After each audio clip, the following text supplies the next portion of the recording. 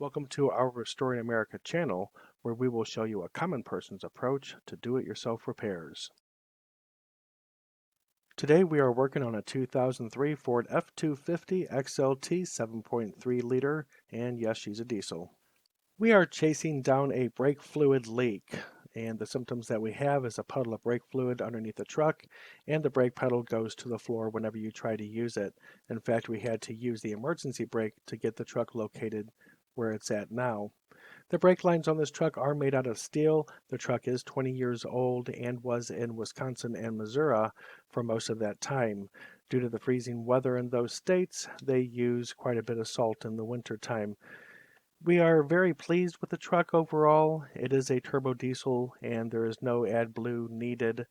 And you might notice that puddle by my head that my assistant will point to. And just a little bit of a side note, we are in southern Mississippi by the coast, and out here the heat and humidity in the summer is quite bad, and that's when this was recorded.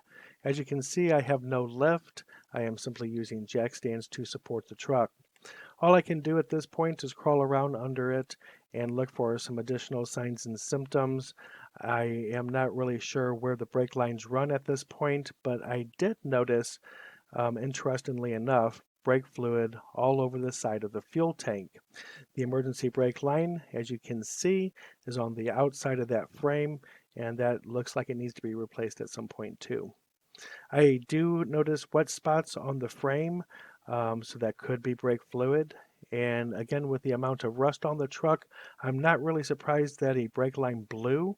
I have replaced a couple already, including the one that goes from the uh, driver's side to the passenger side over the rear axle. I'm having my assistant hand me my camera so you can see what I see. And as you'll notice, again, there is fluid on the side of the fuel tank, and there's some wet areas on the frame. That's probably brake fluid as well. As you saw, there's only a 1/4 inch gap, and I can't see up into there.